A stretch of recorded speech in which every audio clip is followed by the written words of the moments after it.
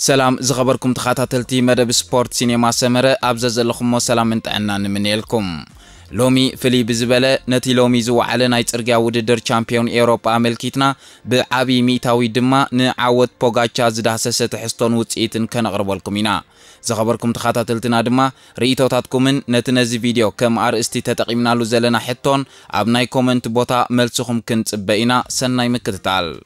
لومي اب فرنسا استخايده وددر چامبيون اوروبا اب تاريخ قددم بشكليت عالم حد خابتون بولصات وسانيتاتن تاكتيك نسترعل وددر كوينو حليفلو زو وددر سلوفينياوي تادي بوغاتشا كمي غيرو نمزانو ببقعتن بحيلن يعبللهم كم زلو زمسكره مدرخي نيرو اتخلت 202.7 كيلومتر شفنن 3376 متر دمر عقب زنبرو مسمر موادادر قرص مريت كاب مجمر تاوات حيزو نتعذبتي زي منون نتقادمت دما فتانني نيرو اب مجمرتا نوس غجله تقادمتي كاب بيليتون تفليخ تمرح جميرا زلو مرتريو كانت خونه حيالات غانتاتات كم بلجيوم فرنسا سلوفينيان اسبانيان نتا غجله نبوزح غزي بينا كتحنبب ايمرصان نتوددر كولوجينا اب تحت قصصر زاتوا حيالات كم زنبرا ارئنا نان ات مدرخ قصالي نيشتو ولا يكون كرباتاتن من قلقالن زبزحو سلازنبره كلاسيك زعينتو قد وددريو انصباريقو غانتا بلجيوم نريمكو ايفينيبول اب مچو بوتا نمقمات بزح صعري كغبرو ترعميام نساتهم نفطنت توددر بمعبلال حيالو تقادمتي كدخمون اب بيليتون تحصيروم كترفون غيروميام እዚ ድማ ኣብ መወዳእታ ውሕዳት ብሉጻት ንኽተርፉ ዝዓለመ ስልቲ እዩ ነይሩ እቲ ፖጋቻ ዓወት ዝጨበጠሉ ህሞት ኣብ ዳርጋ 22 ኪሎሜትር ዝተረፈ ጉዕዞ ኣብቲ ኮት ዲ ላፒን ዝበሃል ዓቐበት እዩ መጥቃዕቲ ተፈጺሙ ፖጋቻ ንቐንዲ ተቐናቐንቱ ኣብ ድሕሪት ገዲፉ ብውልቂ ክወፅእ ክኢል እዩ እዚ ውሳኔ እዚ ነቶም ቀንዲ ዘስግእዎ ተቐዳደምቲ ዘጥፍዎ ሓይሊ ንምምላስ ዕድል ከይሃበ እዩ ኣተግቢርዎ ካብኡኒኔው ንበይኑ ከም ኣብ ታይም ትሪያል ዝወዳደር ዘሎ ተቐዳዳማይ ኮይኑ ነቲ ምስ ሬምኮ ዝነበሮ ፍልሊ ብምዕባይ ክሳብ መዛዘም ሕንጻጽ ብምቕጻል ተዓዋቲ ክኸውን ክኢል እዩ ፖጋቻ ነዚ ውድድር ሰዓረሉ ቀንዲ ምኽንያት ኣብ ዘይተጸብኻዮ እዋንን ቦታን ናይ ምጥቃዕ ፍሉይ ክእለት እዩ ኣብ ትርር ዝበሉ ዓቐበታት ናይ ምውንጫፍ ዓቕሙ ምስቲ ንነዊሕ ርሕቐት ዝጻወር ሓይሉ ተደሚሩ ዝኾነ ሰብ ክስዕቦ ከም ዘይክእል ገይሩ እቲ ኣብ መጨረሽታ ዝገበሮ ናይ በይኑ ከይዲ ስነ ልቦናውን ኣካላውን ብሉጽነቱ ዘመስከረ እዩ ነይሩ ሬምኮ ክሳብ ዝተኻእለውን ውድድር ተቓሊስዩ ንሱ ሓይል ዘለዎ ኣብ ጎልጎል ዓይነት ቅርጽ መሬት ንነዊሕ ርሕቐት ዝጽዕር ተቐዳዳማዩ እንተኾነ ግን እቲ መስመር ብተደጋጋሚ እናደየብካን እናወረድካን ትጓዓዘሉ ስለዝነበረ ንቕልጡፍ ናይ ምውንጫፍ ዓቕሚ ፖጋቻ ከም መሓድሮ ኣይካለን ካልኣይ ምውጽኡ ኣብዚ ናይ ዓለም ደረጃ ተቐዳደምቲ ቀጻሊ ህልው ብቕዓቱ ዘርአየ እኳ እንተኾነ ሎሚ ግን ፖጋቻ ኣብ ዝለዓለ ደረጃ እዩ ነይሩ እዚ ከምዚ ኢሉ እንከሎ ወዲ 19 ዓመት ፈረንሳዊ ተቐዳዳማይ ድሕሪቶም ኣብዚ ግዜ እዚ ኣብ ዝተፈላለየ ውድድራት ዓብለልት እንዳኾኑ ዝቕጽሉ ዘለው ብሉጻት ሳልሳይ ክወጽእ ምኽኣሉ ዓቢ ፍጻሜ እዩ እዚ መንእሰይ እዚ ዝነበሮ ትብዓትን ምጽዋርን ንመጻኢ ፈረንሳ ኣብ ዓለም ቅድድም ብሽክሌታ ዝነበራ ክብሪ ንኽመልስ ብሩህ ተስፋ ከም ዘለዎ ኣመልኪትሎ ንሱ ብዘይ ዝኾነ ይኹን ፍርሒ ምስ ፖጋቻን ኤቬኔፖልን ክወዳደር ምርኣዩ እቲ ዝዓበየ ስሕበት ናይቲ ውድድር እዩ ነይሩ እቲ ውድድር ዝተኻየደሉ ቅርጽ መሬት ንበይኑ ሓደ ካብቶም ቀንዲ ፍሉይነት እዩ እቲ መስመር ንተቐዳደምቲ ማለት ፓንቸር ወይ ኣብ ዓቐበት ብፍጥነት ዝውድኡ ዝዓይነቶም ተቐዳደምቲ ዝምችእ እዩ ነይሩ እዚ ድማ ንፖጋቻ ኣብ ምቹእ ባይታ ዘእተወ ኮይኑ ካልኦት ዓይነት ተቐዳደምቲ ከም ስፕሪንተራት ዕድል ኣይነበሮምን كم غانتا هولاند دنمارك زامسلا مس ماتيو فاندر بولن مادس بيدرسنن زامسلو تقادم تحيزن زمصا ابزو وددر بزح صلوا خغبراي كالان እዚ ድማ ሓደ ብሉጽ ተቐዳዳማይ ኣብ ልዑል ብቕዓቱ ክህሉ ኸሎ በዝሒ ናይ ጋንታ ኣባላት ውጽኢት ከም ዘይቅየር ዘርኢ እዩ ንፖጋቻ ካብ ካልኦት ፍሉይ ዝገብሮ ሓደ ነገር ጥራይ ዘይኮነስ ውህደት ናይ ብዙሕ ክእለታት እዩ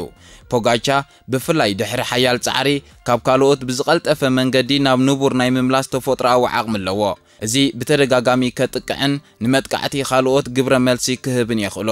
ኣብ ናይ ታይም ትሪያል ኣብ ናይ ሓደ መዓልቲ ክላሲክ ውድድር ከምኡውን ካብ ንኡስ ጉጅለ ኣብ ዝግበር ስፕሪንት ብሉጽ እዩ እዚ ኩሉ መድያዊ ክእለቱ ኣብ ዝኾነ ዓይነት መድረኽ ተወዳዳሪ ይገብሮ ፖጋቻ ዓቕሙ ጥራይ ዘይኮነ ውሳኔ ኣብ ዝወስደሉ እዋናት ዓቕሚ ናይ ካልኦት ኣስጋእቲ ተቐዳደምቲ ቁልጡፍ መጽናዕቲ ዝወስድ ይመስል ነቲ ውድድር ብብልሕን ብምግማትን እዩ ዝስዕሮ ኣስጋእቱ ዝኾኑ ተቐዳደምቲ መዓስ ከም ዝደኽሙ ብትኽክል ይግምት معاس كتقع خمزلو دما أتصبيق يفلت بزي كازي أب تقط خلو هدوء سنا أمرأوي كونت يسرح أب كل عينت وددر كساتفن كعوة زلو دليت نبينو حدا عابيا بركتويو نوعو قددن بشكليتا مويات رايزي كونه تقوتان مزنقعنيو إذا دما كابت زمت تقط إنات أغيرو بلوع المورال كوادادر يحقزو أبزو وددر زوم كلتا بلوطات مالت بوغاتشان ريمكون بلوطنتو ماريوم አለው እንተኾነ ግን ብሉጽነቶም ዝተረኣየሉ መዳይ ዝተፈላለየ እዩ ኤቬኔፖል ንውድድር ንምቁጽጻር ዝመረጾ ስልቲ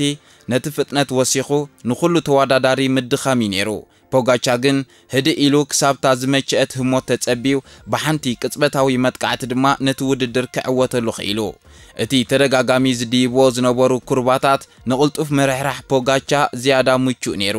ንኤቬኔፖል ዝያዳ ዝጥዕም ንነዊሕ ዝቕጽል ሓደ ዓይነት ጻዕሪ ዘድልዮ ጎልጎል ዓይነት ቅርጽ መሬት እዩ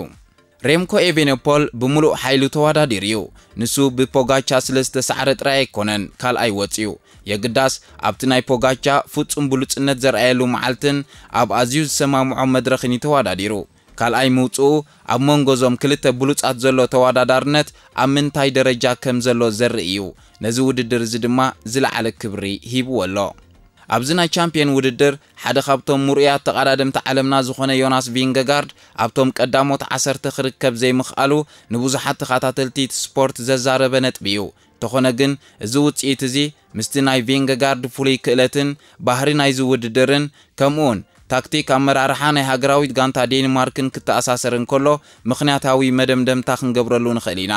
እዚ ትዛዓብየን ወሳንን ምኽንያት እዩ ዮናስ ቪንገጋርድ ብቐንዱ ንነዊሕ ርሕቐት ዝጓዓዝ ናይ ግራንድ ቱር ተቐዳዳማ እዩ ናይ ቪንገጋርድ ብሉጽነት ኣብ ነዊሕን ቀጻልን ጻዕሪ ዘድልዮም ናይ ኣልፕስ ወይ ፕሬኒስ ዓበይቲ ኣኽራናት እዩ ዝግለጽ ኣብ ከም ቱር ሜለ ወይ ኣልፕስ ድዌት ዝኣመሰሉ ካብ 20 ክሳብ 40 ደቂቕ ዝወስዱ ዓቐበታት ነቲ ልዑል ጻዕሪ ንነዊሕ እዋን ብምሕላው ወይ ድማ ሳስቴይንድ ፓወር ኣውትፑት ብምግባር ንመጋጥምቱ ዝስዕረሎም ፍሉይ ዓቕሚ ኣለዎ ዮናስ ቪንገጋርድ ብኸምዚ ዓይነት ጻዕሪ ገይሩ ንቱር ዲ ፍራንስ ዝዕወተሉ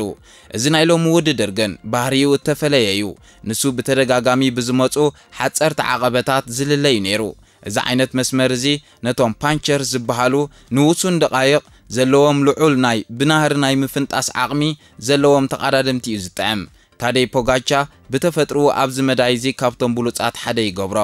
ብሓጺሩ እቲ መድረኽ ንዓቕምታት ቪንገጋርድ ዝወሃድ ኣይነበረን እዚ ድማ ሓደ ፍሉይ ክኢላ ናይ ጉያ ኣትሌት ኣብ ማራቶን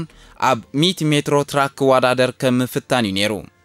ቪንገጋርድ ኣብ ሃገራዊ ውድድራት ክብሪ ዘለዎ ተቐዳዳማይ እኳ እንተኾነ ኩሉ ግዜ ንውልቃዊ ዓወትካ ጥራይ ኣይትሰርሕን ጋንታ ዴንማርክ ምስ ዮናስ ቪንገጋርድ ጥራይ ዘይኮነ ምስ ካልኦት ከም ማቲያስ ስኬልሞስ ዝኣመሰሉ ነዚ መድረኽ እዚ ዝያዳ ዝምጥኑ ብሉጻት ተቐዳደምቲኣ ናብዚ ውድድር ኣምሪሓ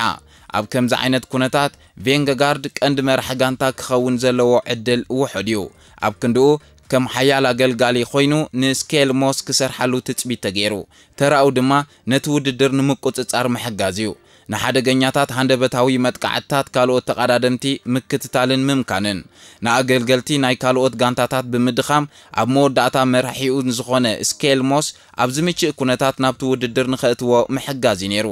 ስኬልሞስ ኣብ መበል 7ይ ደረጃ ምዝዛሙ እቲ ናይ ዴንማርክ ታክቲክ ከም ዝሰርሐ ዘርኢ እዩ ቪንገጋርድ ድማ ጻዕሩ ኣብዚ ታክቲክ እዚ ስለ ዘፍሰሶ ኣብቲ ፖጋቻ መጥቃዕቲ ዝወሰደሉ ናይ መወዳእታ ውሳኔ ህሞት ኣብ ቅድሚት ክርከብ ኣይከኣለን እዚ ውድድር ኣብ መወዳእታ ናይ ነዊሕን ኣድካምን ወቕቲ ናይ ዝዓመት እዚ እዩ ተኻይዱ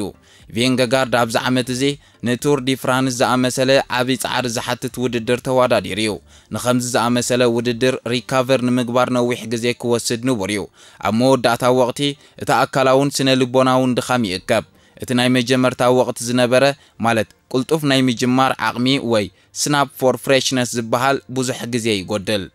ሓደ ተቐዳዳማይ ኣብ ሙሉእ ዓመት ኣብ ዝለዓለ ብቕዓት ክህልው ኣይክእልን እዩ ናይ ቪንገጋርድ ቀንዲ ዕላማታት ከም ልምዲ ኣብ ክረምቲ ዝካየዱ ዓበይቲ ውድድራት እዮም እዚ ቻምፒየን ኤውሮጳ ኣብ መደብ ዕላማታቱ ብቐዳምነት ዝስራዕ ዘይክኸውን ይኽእል እዩ ኣብ ዝህልው ኩነታት ማለት ጥቅምቲ 2025 ታደይ ፖጋቻ እቲ ዝበለጸን ዝተማልአን ተቐዳዳማይ ብሽክሌታ ኣብ ዓለምና ክበሃል ይከኣል እዚ መደምደምታ እዚ ካብ ስምዒታዊ ደጋፍ ወይ ሓንሳብ ኣብ ዝረአ ዓወት ዝተመርኮሰ ዘይኮነ ኣብ ነዊሕን ዝተፈላለየን መለክዒታት ብሉጽነት ዝተመስረተ እዩ እቲ ንፖጋቻ ካብ ኩሎም ቀንዲ መዋዳድርቱ ዝኾኑ ሱምያት ተቐዳደምቲ ፍሉይ ዝገብሮ ኣብ ዝተፈላለየ ዓይነት ውድድራት ብተመሳሳሊ ልዑል ብቕዓት ናይ ምዕዋት ክእለት እዩ ንሱ ሓደ ዓይነት ስፔሻሊስት ይኮነን ክልተ ግዜ ቱር ፈረንሳ ተዓዊቱ ኣብ ካልኦት እዋናት ድማ ኣብ መድረኽ ደይቡ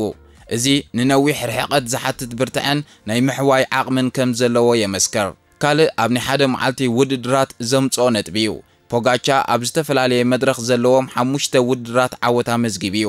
ኣብ ቱር ዲ ፍላንደርስ ኣብ ሊዮጅ ቦስቶን ሊዮጅ ኣብ ጂሮ ዲ ላምቦርዲያ ብምዕዋቱ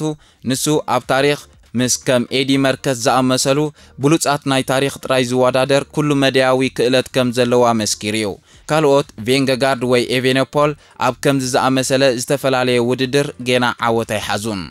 ኣብ ናይ ሰሙን ዝኣክል መድረኻዊ ውድድራት ምዕዋቱ ከም ኣብ ፓሪስ ኒስ ትሬኖ አድሪያቲኮ ዝኣመሰሉ ውድድራት ብቐሊሉ ይዕወተሎም ሓደ ካብቶም ብሉጻት ናይ ዓለምና አንጻር ግዜ ዝምክቱ ተቐዳደምቲ እውን እዩ ኣብ ንኡስ ጉጅለ ዝካየድ ስፕሪንት ኣብ መወዳእታ መስመር ምስ ውሕዳት ተቐዳደምቲ ተሪፉ ኣብ ዝግበር ስፕሪንት እውን ናይ ምዕዋት ዓቕሚ ኣለዎ ካልኦት ብሉጻት ተቐዳደምቲ ኣለዉ ዮናስ ቪንገጋርድ ኣብ ቱር ዲ ፍራንስ ዝበለጸ እዩ ማቴዮ ቫንደርፖል ኣብ ኮብልድ ክላሲክስ ንጉስ እዩ ሬምኮ ኤቬኖፖል ኣብ ታይም ትሪያል ገለ ዓይነት ናይ ሓደ መዓልቲ ውድድራትን ብሉጽ እዩ ፖጋቻ ግን ኣብ ናይ ኩሎም ክወዳደርን ክዕወትን ይኽእል እዩ እዚ እዩ እቲ ዝዓበየ ፍልልይ ብቕዓት ብብዝሒ ዓወታት ጥራይ ዘይኮነ ብዓይነትን ክብደትን እቶም እትዕወተሎም ውድድራት እውን ይዕቀን እዩ ናይ ፖጋቻ ዝርዝር ዓወታት ካብ ናይ ዝኾነ ህልው ተቐዳዳማይ ዝበለጸን ዝተፈለየን እዩ ንሱ ኣብ ዝኣተወ ውድድር ኩሉ ከም ተወዳዳሪ ጥራይ ዘይኮነስ ከም ቀንዲ ትጽቢት ዝግበረሎም ተቐዳዳማይ ዝውሰድ ብሉጽነቱ ኣብ ውጽኢት ጥራይ ዘይኮነስ ኣብቲ ውጽኢት ዘምጽኣሉ ኣገባብ እውን ይግለጽ እዩ ፖጋቻ ኣብቲ ልሙድን ጥንቁቕን ዝኾነ ዘመናዊ ቅድድም ብሽክሌታ ክብሪ ረኺቡሎ ንሱ ክሳብ መወዳእታ ዓቐበት ኣይበጽሕን ካብ ርሑቕ ማለት 50 80 100 ኪሎ ሜትር ክተርፎን ከሎ ከጥቅዕ ኣይፈርሕን ንሱ ነቲ ውድድር ይፈጥሮ እምበር ንውድድር ኣይስዕቦን እዩ እዚ ድማ ንተዓዘብቲ መሳጥን ንመጋጥምቱ ድማ ዘይተጸበይዎን ኣድካምን ይገብሮ እዚ ቅዲ እዚ ዓቢ ናይ ኣካል ብቕዓት ጥራይ ዘይኮነስ ልዑል ናይ ስነ ልቦናዊ ጽንዓት ዘለዎ ሰብ ጥራዩ ክገብሮ ዝኽእል ኣብዚ ግዜ እዚ ተንተንቲ ስፖርት ንፖጋቻ ምስቶም ኣብ ታሪኽ እቲ ስፖርት ዝዓበዩ ተቐዳደምቲ ከም ኤዲ መርከስን በርናርድ ሂኖልትን እዮም ዘነጻጽርዎ ዘለዉ እዞም ሰባት እዚኣቶም ነንዘመኖም ብኩሉ ዓይነት ውድድር ይዕብልሉ ስለ ዝነበሩ ዘካኒባልን ዘባድገርን ዝኣመሰሉ ስም ተዋሂቦም ነይሩ ፖጋቻ ኣብ ከምዚ ዓይነት ክርክር ምእታው ንበይኑ ኣብ ዓለም ብሉጽ ምዃኑ ዘመስክር እዩ ስለዚ ታደይ ፖጋቻ ኣብዚ ግዜ እዚ እቲ ዝበለጸ ተቐዳዳማይ ዓለም እዩ ክንብል ንኽእል ምኽንያቱ ኣብ ዝኾነ ይኹን ባይታ ኣብ ዝኾነ ይኹን ዓይነት ውድድር ምስ ዝኾነ ይኹን ኣስጋኢ ተቐዳዳማይ ናይ ምዕዋት ዓቕምን ብቕዓትን ዘለዎ እንኮ ተቐዳዳማይ ስለ ዝኾነ እቲ ንሱ ዘለዎ ኩሉ መድያዊ ክእለት ንዝተፈላለዩ ስፔሻሊስት ተቐዳደምቲ ኣብ ናይ ባዕሎም ምቹእ ባይታ ክስዕሮም ዘኽእሎ ስለ ዝኾነ ካብ ካልኦት ንላዕሊ ደረጃ ይህቦ እቲ ሕጂ ዘሎ ሕቶ ፖጋቻ ዝበለጸ ድዩ ዝብል ዘይኮነስ ኣብ ታሪኽ እቲ ስፖርት ናይ ኩሉ ግዜ ዝበለጸ ክኸውን ይኽእል ድዩ ዝብል እዩ እዚ ድማ ንዝቕጽሉ ዓመታት ብዓወታቱ ዝምለስ ሕቶ እዩ ዝኸበርኩም ተኸታተልትና ከምቲ ኣብ መእተዊ መደብና ዝሓበርናዮ ፖጋቻ ዝበለጸ ድዩ ጥራይ ዘይኮነስ ፖጋቻ ኣብ ታሪኽ እዚ ስፖርት ናይ ኩሉ ግዜ ዝበለጸ ክኸውን ይኽእል ዶ ኢልኩም ዶ ተሓስቡ መልስኹም ኣብ ኮመንት ስፍሩልና ኣብ ዝቕጽል ብኻልእ ትሕዝቶ ይራኸበና ብምክትታልኩም ክብረት ይሃበልና ሰሰናዩ